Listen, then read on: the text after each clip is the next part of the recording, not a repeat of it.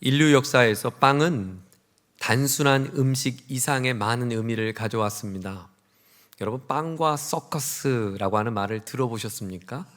고대 로마 제국 시대에 백성들을 통치하는 전략을 표현하는 말이에요.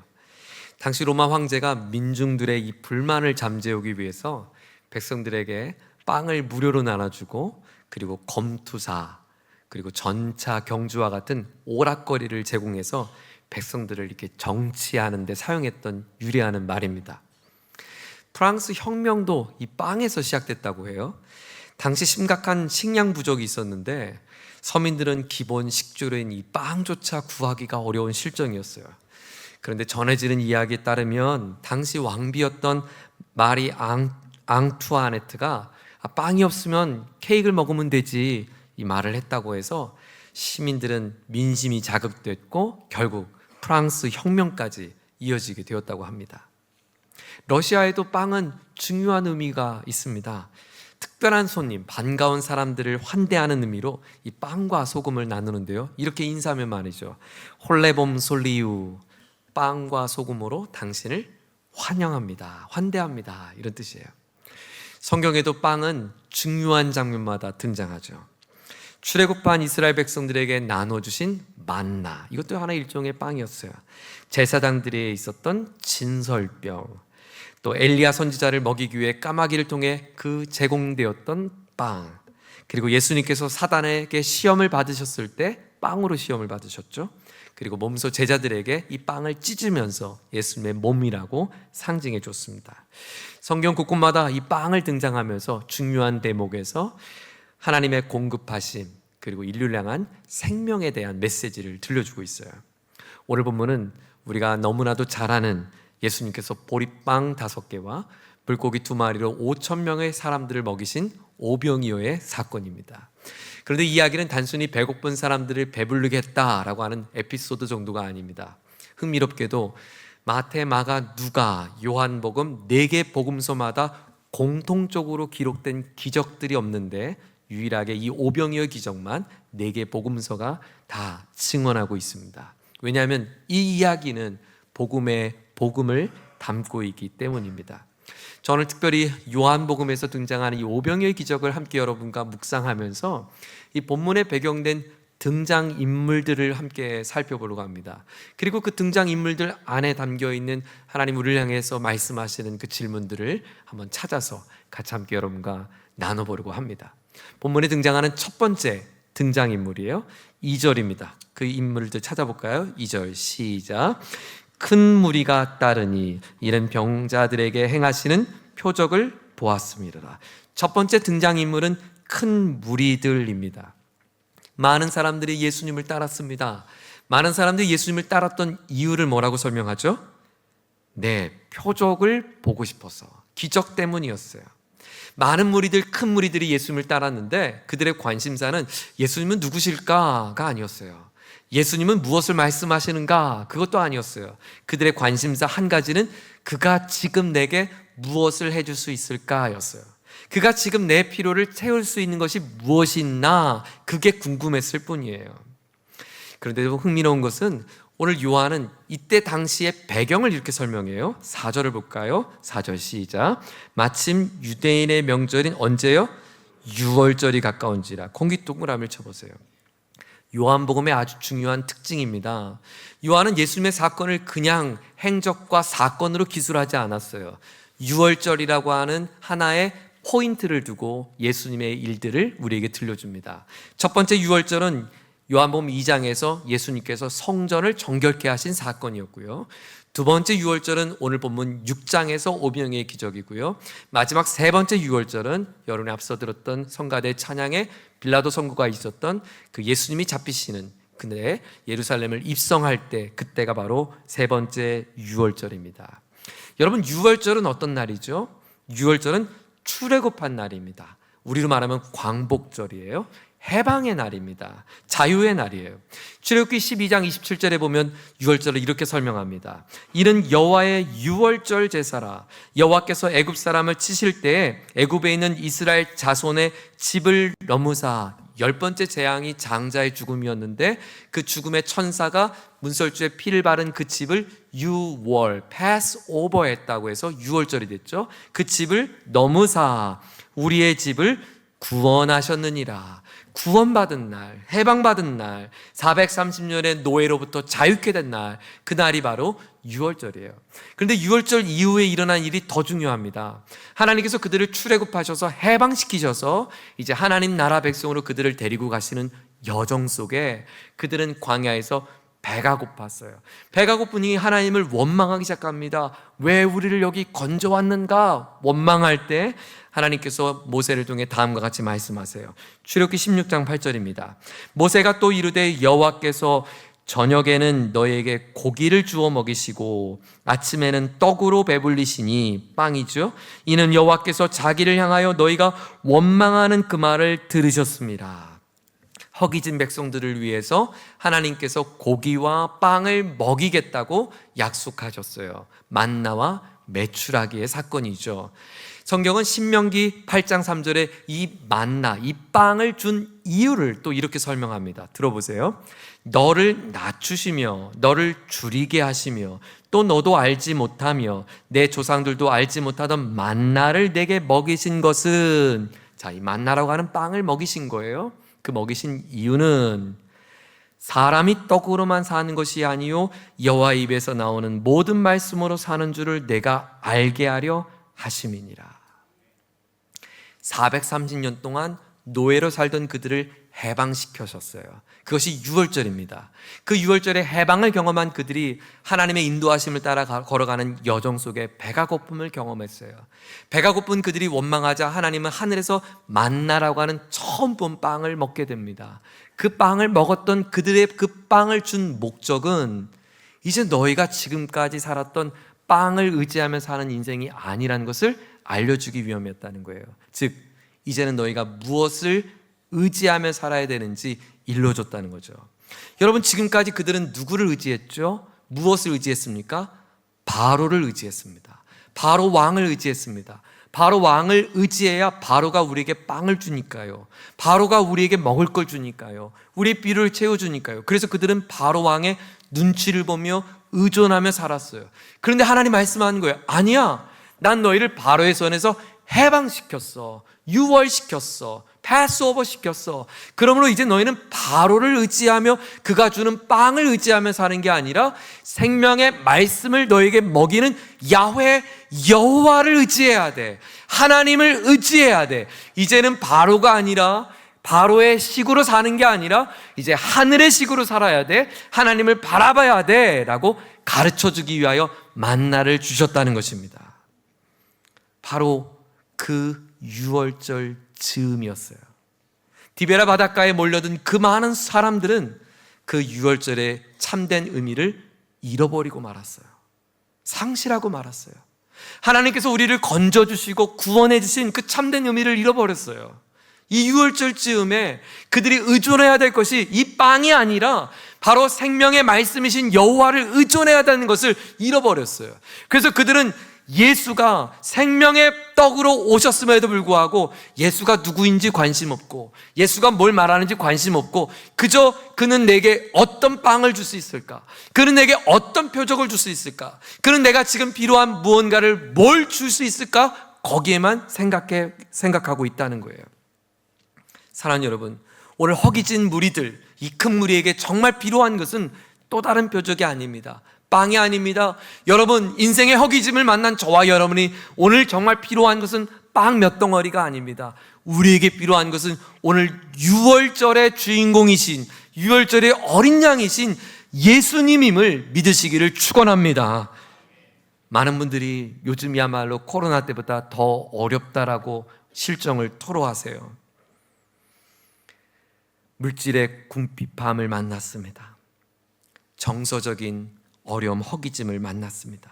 그러나 여러분, 잊지 마세요. 여러분의 허기짐과 배고픔은 빵으로 채울 수 있는 것이 아닙니다. 우리의 코로나보다 어려운 이 시기에 우리를 채울 수 있는 것은 몇 덩어리의 빵이 아니라 예수님이 되어야 함을 여러분 믿을 수 있기를 축원합니다. 오늘 성경은 우리에게 이 큰 무리를 통하여 이렇게 질문해 오십니다. 여러분은 지금 무엇을 의존하며 살고 계세요? 하나님께서 애굽에서 우리를 건져주셨고 죄에서 사망의 자리에서 건져주셨는데 여전히 우리가 의지하고 있는 것은 사람이 떡으로만 사는 것처럼, 빵으로만 사는 것처럼 우리가 이 세상의 식을 여전히 의존하며 살고 있지는 않습니까? 오늘 우리가 의존해야 될 것은 무엇일까요? 두 번째, 오늘 본문의 등장인물은 예수님 곁에 있던 제자 빌립과 안드레입니다. 자, 예수님은 큰 무리가 예수님께로 오는 것을 보았어요. 그리고 아마 옆에 바로 곁에 빌립이라고 하는 제자가 있었던 것 같아요. 5절 말씀을 같이 한번 읽어볼게요. 시작. 예수께서 눈을 들어 큰 무리가 자기에게로 오는 것을 보시고 빌립에게 이르시되 우리가 어디서 떡을 사서 이 사람들을 먹이겠는가 질문하셨어요. 빌립은 유대식 이름이 아니라 로마식 이름이니까 아마 로마 혈통을 가지고 있는 디아스포라 유대인이었던 것 같아요. 빌립에게 질문합니다. 어디에서 이 많은 사람들의 허기짐을 채울 수 있을까? 6절에 그는 이렇게 대답을 했어요. 예수님은 이 질문을 의도가 있었다고 성경은 우리에게 부연 설명을 합니다. 자, 6절 볼까요? 시작.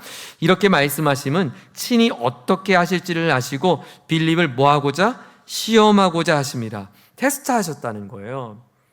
자, 이 예수님의 테스트를 받은 빌립은 어떻게 대답했는가? 예수님, 200데나리온의 빵을 사도요 부족할걸요. 한 데나리온은 노동자가 하루 품삯이었다고 해요, 당시에. 그럼 200데나리온이니까 3, 7에 21, 약 7개월치 월급이에요. 7개월, 8개월치 월급을 쏟아부어서 빵을 사도요, 제과점을 통째로 털어도요, 여기 많은 사람 이거 다 못 먹여요. 그런데 여러분, 예수님의 질문과 빌립의 대답이 동문서답을 하고 있어요. 예수님 뭐라고 질문했죠? 다시 한번 곱씹어 보세요. 예수님은 우리가 어디서 떡을 사서 빵을 사서 이 사람을 먹이겠는가? 라고 질문했어요. 어디에서 빵을 쌀 건가? 어디에서 구할 건가? 어디에서 문제를 해결할 건가? 라는 질문이었어요. 그런데 빌립의 대답은 뭡니까? 얼마가 드는가의 대답이었어요. 예수님은 어디에서 구하겠는가를 했는데 빌립은 얼마가 드느냐라고 대답을 했다는 거죠. 예수님의 질문의 핵심은 뭡니까? 빌립아, 지금 너의 눈앞에 펼쳐진 이 문제를 너는 어디에서 풀겠니? 어디에서, 어디 방법으로 풀겠니? 즉, 내 눈앞에 보이는 세상의 방법으로 풀겠니? 아니면 하늘에서 만나가 내리듯 하늘의 방법으로 이 문제를 풀어보겠니? 너의 믿음은, 이 문제를 푸는 너의 믿음은 어디에 있니? 이 시장에 있니? 너의 마음에 있니? 아니면 하늘에 있니? 우리에게 어디에서 이 문제를 풀 수 있을 거냐라는 질문을 했는데 빌립은 이렇게 대답을 했어요. 아시잖아요, 예수님. 이 호주머니에 제가 갖고 있는 게 얼마밖에 없다는 거 아시잖아요. 제가 능력이 없는 걸 아시잖아요. 제가 힘이 없는 걸 아시잖아요. 제가 지금 나이가 들은 것을 아시잖아요. 하나님 오늘 우리에게 질문하세요. 내 눈앞에 펼쳐진 문제를 너는 어디에서 풀겠니? 라고 우리에게 질문했는데 우린 이렇게 대답하는 거예요. 내 처지, 내 상황, 내가 갖고 있는 것, 내 통장 잔고, 내 경험, 내 능력, 나를 계산하고 있는 거예요. 하나님은 너의 인생의 문제를 어디에서 푸냐고, 하늘에서 푸냐고, 하나님이 너의 인생 가운데 풀리도록 푸냐고 라고 질문하는데 아니라고. 하나님고 예수님이고 잘 모르겠고 지금 나는 할 수 없다고 이렇게 대답하고 있는 빌립은 아닐런지요. 이때 또 다른 제자가 등장합니다. 안드레가 등장해요. 자, 8절을 한번 볼까요? 시작. 제자 중 하나 곧 시몬 베드로의 형제 안드레가 예수께 여짜오되 여기 한 아이가 있어 보리떡 5개와 물고기 2마리를 가지고 있나이다. 그러나 그것이 많은 사람에게 얼마나 되겠삼나이까? 안드레 역시 예수님의 질문에 답을 찾을 수 없는 것은 마찬가지였어요. 하지만 안드레는 빌립과 큰 차이 하나가 있죠. 그는 뭐라도 예수님께 가져온 것입니다. 그런데 여러분, 안드레가 예수님 앞에 가져온 것은 그가 온전한 믿음을 갖고 온 것은 아니었어요. 예수님이 이 문제를 풀 수 있을 것이라고 하는 100% 확신을 갖고 온 것도 아니었어요. 그도 내가 이것을 가져온다고 해서 이걸로 이 많은 사람들의 문제를 해결할 수 있을까라고 하는, 얼마나 도움이 될 거라고 하는 의문을 그는 여전히 갖고 있었어요. 그는 완벽한 계획이 있거나 확실한 결과가 있어서 이것을 가지고 예수님께 온 것이 아니었어요. 그냥 뭐라도 예수님께 가져오면 내게 출제를 하신 출제자에게, 이 문제의 출제자에게 내가 뭐라도 좀 갖고 가면 그분이 이 문제를 풀 수 있지 않을까라고 하는 작은 첫걸음이었어요. 그런데 사랑하는 여러분, 주님이 우리에게 요구하신 것은 바로 이 첫걸음이에요. 주님은 우리에게 한 번도 너희가 우리에게 위대한 믿음의 사람이 되라고 말씀한 적이 없어요. 큰 믿음을 가지라고 말씀한 적 없어요. 대단한 믿음을 가져야 된다고 우리에게 요청한 적 없어요. 주님은 네 믿음이 겨자씨만 해도 산을 옮길 수 있다고 했으니까 주님은 우리에게 믿음이 있는가 없는가를 요구한 거지 엄청난 확실한 믿음을 요구한 것이 아니었다고요. 그냥 내가 이것은 될지 안 될지 모르지만 주님 앞에 이 문제를 내신 출제자가 주님이라는 것을 인정하고 주님께 나의 인생의 문제를 가져가면 주님이 해결할 수 있지 않을까라고 하는 첫걸음 말이에요. 자녀가 어릴수록 아빠를 의존하는 의존도가 높습니다.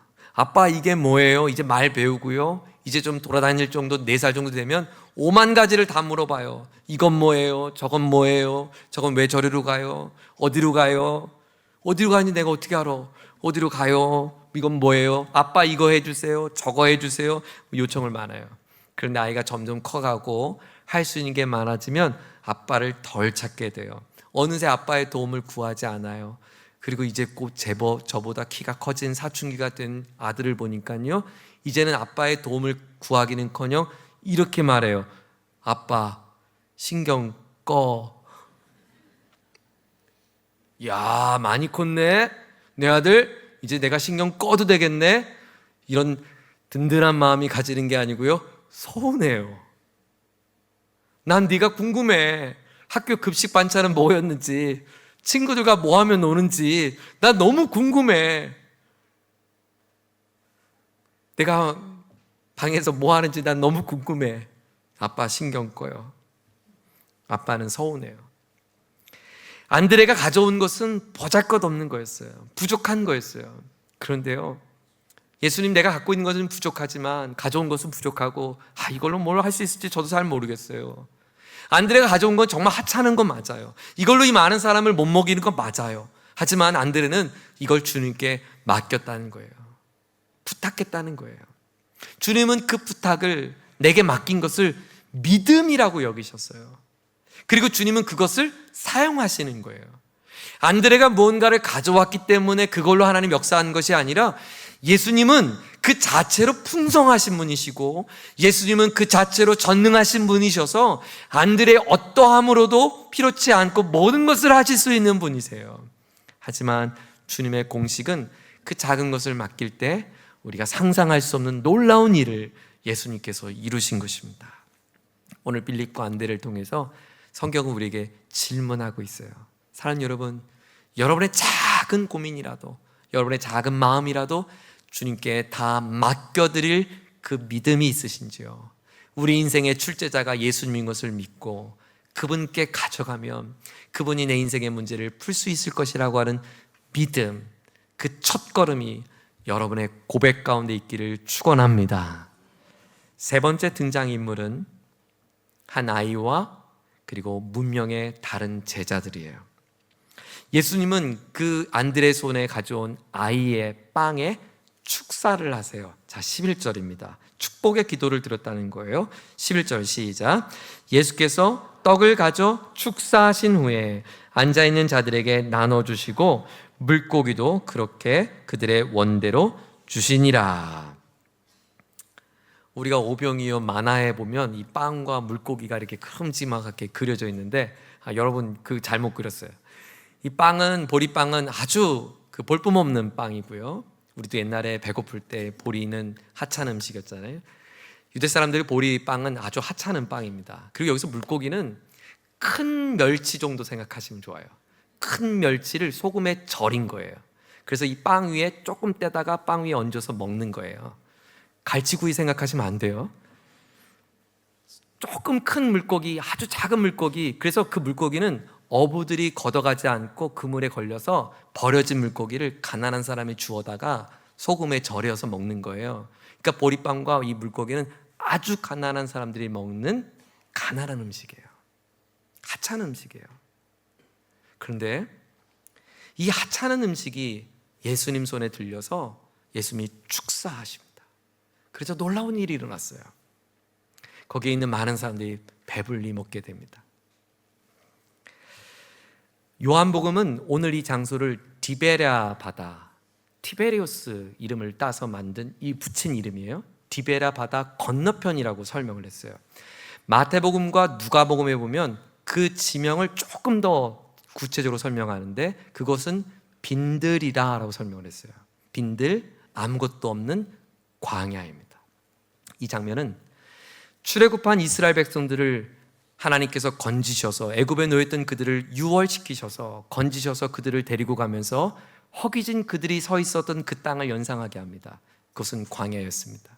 배고픈 그 광야에서 하나님께서 그들에게 만나를 내리셔서 그들을 배불리 먹이신 장면을 연상하게 합니다. 재미있는 건요, 히브리어로 광야를 미드바르라고 하는데요, 여기에 광야라고 하는 미드바르의 어근이 같은 단어가 앞에 다바르가 말씀이라는 단어예요. 말씀. 미드바르, 다바르 같은 어근으로 시작했어요. 즉 광야라고 하는 단어가 하나님께서 특별히 성경 가운데 하나님의 말씀이 임하시는 곳, 하나님의 말씀이 풍성해지는 곳, 그 말씀의 변화가 있는 곳으로 성경은 우리에게 소개하고 있습니다. 바울이 광야에서 주님을 만나고 예수님이 광야 가운데 있고 모세가 광야 가운데 있었고 이스라엘 백성들이 광야 가운데 하나님의 말씀을 받았죠. 오늘 이 소년이 가지고 있는 볼품없는 음식이 드려진 자리는 광야입니다. 그런데 그 광야에 예수님이 축사하시니까 이 광야가 풍성한 자리가 되었어요. 모든 것을 기댈 것이 없는 그 자리에 주의 말씀이 임하니 기적의 자리가 되었어요. 사랑하는 여러분, 오늘 이 예배당에는 인생의 크고 작은 광야길을 걷고 있는 우리가 여기 있습니다. 이 가운데는 실패를 맞으신 교우가 있습니다. 집을 잃었습니다. 우리 가운데는 사람들의 평판을 잃은 분도 있습니다. 우리 가운데는 가족의 신뢰를 잃은 분도 있습니다. 우리 가운데는 건강을 잃어버린 분도 있습니다. 우리 가운데는 주어진 기회를 잃어버린 분이 계십니다. 인생의 다양한 상실과 인생의 다양한 없음의 자리에, 광야길에 우리 모두는 이 자리에 있습니다. 그러나 여러분 기억하십시오. 바로 이 자리, 우리의 광야의 자리는 하나님의 말씀이 내 인생의 광야에서 만나지고 그 말씀이 떨어지면, 축사하시면 볼품없는 멸치보다 조금 큰 그 물고기를 이 많은 사람들의 풍성히 먹을 수 있는 것처럼 하나님은 그런 우리의 인생을 기적과 같은 인생으로 바꿀 수 있다는 것을 믿을 수 있기를 주의 이름으로 축원합니다. 호세아를 통하여 하나님은 이렇게 말씀하셨어요. 호세아서 2장 14절에 그러므로 보라, 내가 그를 타일로 데리고 광야로 가서, 그 다음 중이에요, 광야로 가서 그의 마음에 닿도록 말하고, 그의 마음에 닿도록 말하고. 광야에서 하나님의 말씀이 그의 마음에 닿도록 말하면, 그러면 거기서 응답하기를 젊을 때와 같이 하겠다라고 주님은 약속하셨어요. 하나님 우리를 광야로 인도하고 계신대요. 우리를 광야로 이끌고 계신대요. 의도적으로요. 왜요? 내 인생의 빈들에서, 내 인생의 광야에서 내 마음에 하나님의 말씀이 닿게 하기 위하여, 하나님의 말씀이 다 우리를 역전시키기 위하여 하나님은 저와 여러분을 광야로 초청하고 있다고 말씀하고 있습니다. 그러므로 오늘 이 광야에 있는 이 소년은, 이 광야에 있는 다른 제자들은, 이 광야에 있는 큰 무리들은 바로 주님의 축사를 경험할 수 있는 기회를 맞은 절호의 찬스인 거죠. 오늘 여러분의 눈물의 자리는 상실의 자리가 아니라, 잃어버림의 자리가 아니라 하나님의 말씀이 여러분의 심령 가운데 닿는 절호의 기회가 될 줄 믿습니다. 예수님은 축사하셔서 놀라운 기적을 행하시고 그 풍성한 것을 제자들에게, 다른 무명의 제자들에게 나누게 하십니다. 음식을 나누게 했어요. 마가복음 6장에 보면 이 동일한 사건을 이렇게 예수님의 목소리를 들려줍니다. 너희가 먹을 것을 주라. 기적은 예수님이 행하셨어요. 축사는 주님이 하셨어요. 그런데 먹을 것을 나눠주는 것은 누구에게 맡기셨는가? 제자들에게 맡기셨어요. 전 여기서 교회 공동체, 하나님의 성도, 제자로 살아간 우리들의 귀한 정체성을 발견합니다. 나는 누구인가? 교회는 누구인가? 교회는 어떤 공동체인가? 성도는 누구인가? 세상에 복이 되어 주라. 너희가 먹을 것을 주라는 하나님의 복의 통로로 우리를 부르신 줄 믿습니다. 하나님은 요셉을 그렇게 사용하셨어요. 볼품없는 요셉, 주인 여인을 겁탈했다고 하는 누명을 씌우고 감옥에 갇힌 요셉을 주님은 제자로 부르셨어요. 그를 끄집어내셔서 왕실에 앉혔습니다. 그리고 하늘의 지혜를 그에게 주시고 하늘의 곳간을 여셔서 그에게 맡기시며 하늘의 지혜를 입은 요셉의 손을 통하여 기근당한 백성들에게 네가 먹을 것을 주라 하셨어요. 하나님께서 요셉처럼 우리 모두를 하나님의 손에 붙들린 축복의 도구로 삼아주기를 주의 이름으로 축원합니다. 우리 교회가 과거 미자립 교회를 섬기는 어린이들을 위한 미랄 어린이 캠프를 우리가 섬겨왔어요. 밥도 해주고 그들을 위해서 말씀으로 섬기는 사역을 우리 교회가 감당했는데, 또 소외된 이웃을 위한 반찬 사역을 해왔어요. 아마 이 자리에도 많은 분들이 헌신했었을 거예요. 토요일마다 주방에서 반찬 만드셨어요. 그리고 장애인들의 시설에 가서 그들을 위한 봉사도 우리 교회가 얼마나 잘 감당했는지 몰라요. 그런데 코로나 시대를 맞아서 이 모든 사역이 다 중단됐어요. 근데 하나님께서 오늘 말씀을 준비하면서 제 마음에 이것을 다시 사역의 재개를 놓고 기도하게 하셨습니다. 그리고 한참 기도하던 지난 주 중에 우리 지역엔, 우리 민족엔 큰 슬픔을 맞았죠. 산불로 많은 이들이 어려움을 겪은 일들을 날마다 목도하게 하셨어요. 하나님, 우리가 무엇을 할 수 있을까요? 이런 질문하고 있는 저에게 13절의 말씀을 들려줬어요. 오늘 본문 13절을 함께 읽습니다. 시작. 이에 거두니 보리떡 5개로 먹고 남은 조각이 12바구니에 찼더라. 아멘. 하늘의 공식이 여기 있었어요. 제자들을 통해 나눈 축복이 12바구니가 남았어요. 이것은 제자들의 것으로 나눈 것이 아니라 예수님이 하신 축복을 나누기만 했는데, 예수님의 축복을 행하기만 했는데, 예수님의 축복이 넘치는 풍성함을 남게 하셨어요. 우리의 헌신과 우리의 수고가 시작되면 주님은 우리를 통하여 바구니를 채우겠구나. 주님은 우리의 마르지 않는 바구니를 책임지는 것은 주님이겠구나. 우리는 그저 순종하면 되겠구나. 주께서 우리의 인생을 사용하시면 우리의 삶을 채우시는 주님은 우리를 풍성케 하실 것을 믿습니다. 여러분 축복합니다. 크게 아멘 하세요. 여러분의 가정이 하늘의 복을 누려서 하늘의 창고가 열려서 여러분이 그것을 마음껏 나눠주는 가정이 되길 축원합니다. 풍성하기를 축원합니다. 여러분의 자녀들이 그 주역이 되기를 축원합니다. 우리 교회가 그런 사명을 감당하는 교회가 될 것을 믿습니다. 그래서 제가요, 겁도 없이 오늘 설교 제목을 이렇게 한번 적어봤어요. 진짜 겁 없어요. 하나님, 우리 교회가 이 시대에 대안이 되는 교회가 되게 해주세요. 아멘 하세요. 아멘. 저는 이렇게 말하지 않았어요. 하나님, 우리 이 시대에 필요한 교회가 되게 해주세요. 아니요, 그 정도로 만족 못하겠어요. 하나님, 이 시대에 대안이 되게 해주세요. 우리 자녀들이 이 민족의 대안이 되게 해주세요. 하나님, 우리 성도님들이 삶의 자리마다 하나님 사용하시는 요셉이 되어서 하나님의 대안의 사람들이 되게 주옵소서. 가슴이 뛰지 않습니까? 하나님, 우리를 통해 무슨 일을 행할지 기대가 됩니다. 오늘 당회가 있는데요, 우리 장로님들에게 이 기도 제목을 나눠드리고 함께 우리 교회가 어떤 대안을 마련할지 기도하려고 합니다. 여러분 기대하십시오. 하나님이 여러분을 요셉으로서 쓰게 하실 쪼로의 찬스입니다. 하나님, 우리가 허기진 시대에 생명의 떡을 나누는 교회가 되겠습니다. 하나님, 우리가 이 시대에 축복에 나누는 교회가 되겠습니다. 이 시대에 대안이 되겠습니다. 그렇게 사모하며 주님 앞에 기도할 때 주께서 우리를 통하여 큰 일을 이루실 줄 믿습니다. 우리가 가진 게 얼마나 하찮아요. 우리가 할 수 있으면 뭘 하겠어요. 아마 뻔할 거예요. 우리도 그저 새끼손가락만한 작은 물고기밖에 없을 거예요. 그런데 괜찮아요. 주님은 우리 물고기가 커야만 일할 수 있는 분이 아니라 우리의 작은 믿음만 있어도 일할 수 있는 분이니까, 아이 뭐 그깟 물고기 뭐 준비 못합니까? 주님 앞에 드려지면 주님이 사용하실 줄 믿습니다.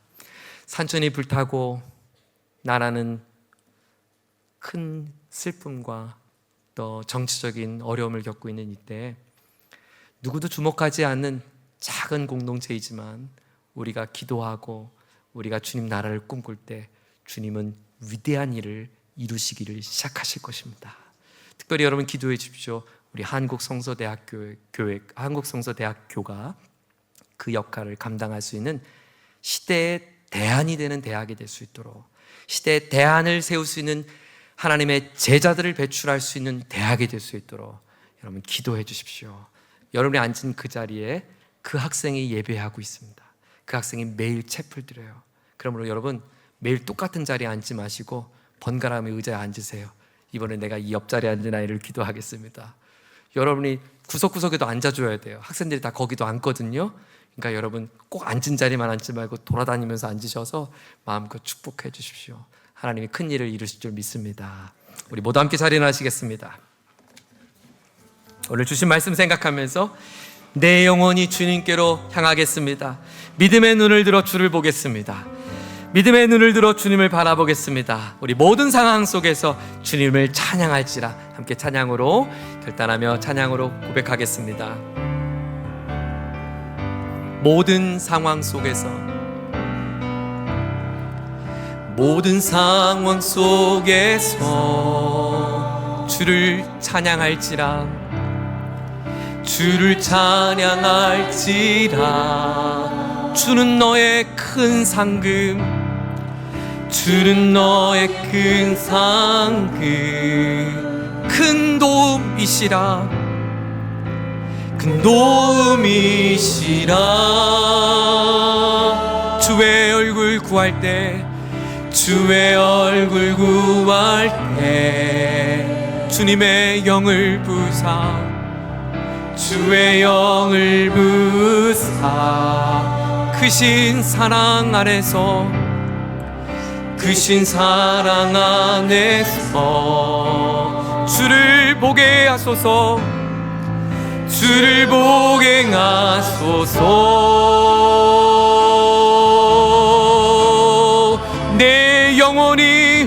내 영혼이 확정되고 확정되어 싸워오니 믿음의 눈으로 주를 바라봅니다.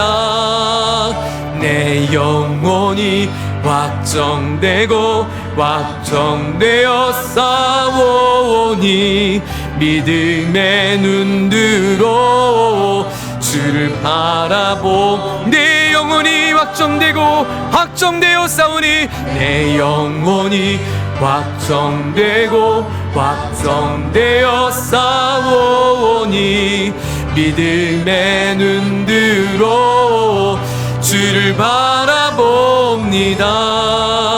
내 영혼이 확정되고 확정되어 싸워오니 믿음의 눈으로 주를 주님을 찬양할 때 주의 나라 임했네. 주를 찬양할 때 주의 나라 이미 임했네. 주의 영원한 나 믿음으로 바라봅시다. 주 보게 하소서. 다시 한번 주를 찬양할 때, 주를 찬양할 때 주의 나라 이미 임했네. 주의 영 우리 광야 가운데서 행하실 주를 보게 하소서. 내 영혼이 확정되고 확정되었어. 믿음의 눈을 들어 믿음의 눈 들어 주를 바라봅니다. 내 영혼이 확정되고 확정되었사오니 믿음의 눈 들어 주를 우리 마지막으로 손을 들어 찬양합시다. 내 영혼이 확정되고 내 영혼이 확정되고 확정되었사오. 주님 나는 나는 작고 연약하지만 그 첫걸음 주님 앞에 나의 것을 드린 그 믿음으로 바라봅니다. 이 빈들에서 행하실 하나님의 영광스러운 일들, 하나님 산천에 주께서 행하실 놀라운 일들을 믿음으로 바라봅니다. 주님 행하여 주시옵소서. 주를 바라봅니다. 우리 함께 기도하겠습니다. 하나님 아버지, 이 시대 허기진 시대 생명의 떡을 나눌 수 있는 하나님의 사람 되게 하여 주시옵소서. 나의 작고 초라한 인생이지만 나의 인생의 출제자이신, 문제의 출제자이신 주님 앞에 나의 삶을 내어 맡길 때 주님은 큰 일, 위대한 일을 이루실 줄 믿습니다.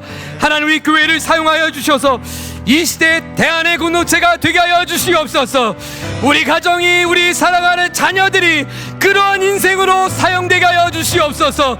우리 교회가 지금까지 잘해왔던 일들을 계속해서 이어갈 수 있도록 힘과 용기를 베풀어 주시옵소서. 교우들에게 선한 마음을 주시고 다같이 함께 마음을 모아 선한 일들을 꿈꾸게 하여 주시옵소서. 우리 주여 한번 부르짖고 동성으로 기도합니다. 주여! 하나님 아버지, 감사합니다. 감사합니다. 인생의 광야길에 만난 우리들이지만, 약함과 어려움과 두려움이 처한 우리들이지만, 슬픔을 만난 우리들이지만 낙심하지 않고 절망하지 않고 좌절하지 않는 것은 우리의 어린 양이신 주님, 유월절의 주인공이신 주께서 바로 우리 인생의 주인이 되셨기 때문임을 고백합니다. 주님이 내 인생의 들판에 계십니다. 주님이 내 인생의 광야 가운데 계십니다. 주님이 내 황무지한 인생 가운데 계십니다. 주님이 오셨습니다. 주님이 말씀해 주십니다. 주님이 나를 치유해 주십니다. 주님이 나를 새롭게 해 주십니다.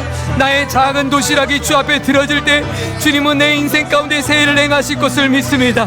하나님의 역사의 도구가 될 것을 믿습니다. 하나님의 신실한 도구가 될 것을 믿습니다. 주여, 우리를 사용하여 주시옵소서. 주여, 우리를 써주시옵소서. 하나님, 민족 가운데 아픔과 슬픔과 절망과 좌절과 탄식으로 숨지고 있는 이 땅에 하나님 치유하여 주시옵소서. 고침받게 하여 주옵소서. 회복되게 하여 주옵소서. 이 산천에 주의 생명의 떡을 나눌 수 있는 하나님의 도구와 하나님의 통로로 우리가 세상에 복이 되게 하여 주옵소서. 너희가 먹을 것을 주라 하셨을 때 우리가 이 땅에 복이 되게 하여 주시옵소서. 우리가 이 땅에 새 일을 행한 주의 복이 되게 하여 주옵소서. 하나님, 상실한 광야, 아무것도 없는 광야, 아무것도 구할 수 없는 광야이지만 바로 이곳에 생명의 빵이신 예수님이 계시기에 이곳은 기적의 자리가 될 줄 믿습니다. 호세아를 통해 들려주신 말씀처럼 그 광야에서 너희 마음에 내 말이 닿아서, 내 말이 닿을 때 너희들의 인생에 진정한 회복이 있다고 말씀하셨습니다. 하나님 아버지, 사랑하는 교우들의 심령에 주님 축사하여 주시옵소서. 너희가 먹을 것을 주라 하신 주의 음성 앞에 아멘. 주님, 나를 요셉처럼 써 주시옵소서. 세상에 복이 되게 하여 주시옵소서. 하나님, 이 땅에 하나님의 대안이 될 수 있도록 사용하여 주시옵소서. 고백하고 결단하고 기대하는 우리를 통하여 주님 새해를 이루어 주시옵소서. 하나님, 산천이 불에 타고 교회를 터전을 잃어버리고 자신의 인생의 모든 것을 잃어버린 낙심되었던 저들에게 하나님, 우리가 무엇을 할 수 있을지 하나님 지혜를 주시기를 원합니다. 하나님, 이 민족의 참혹함 앞에 우리 교회가 무엇을 위하여 힘써야 될지 알려주시기 원합니다. 그래서 이 시대 하나님이 주목하시는 사람들 우리 모두가 되게 하여 주옵소서. 하나님, 우리 대학을 축복하여 주시옵소서. 70여 년 동안 이곳에서 복음의 일꾼들을 양성케 하신 하나님, 하나님, 한반도 복음화를 위한 하나님의 대안들이 이 대학을 통하여 배출되게 하여 주시옵소서. 섬기는 모든 교수진들과 직원 선생님들 모두에게 은혜를 베풀어 주시고 함께 후원하며 기도하는 우리 공동체를 통하여 하나님의 신실한 뜻을 이루어가는 동역을 세워가게 하여 주시옵소서. 주 예수 그리스도의 크신 은혜와 하나님 아버지의 다함없는 사랑과 성령 하나님의 교통하심이 이 시대 대안의 공동체가 되기를 꿈꾸는 우리 모두에게 이제로부터 영원까지 함께 하옵시기를 존귀하신 예수님의 이름으로 간절히 축원하옵나이다. 아멘.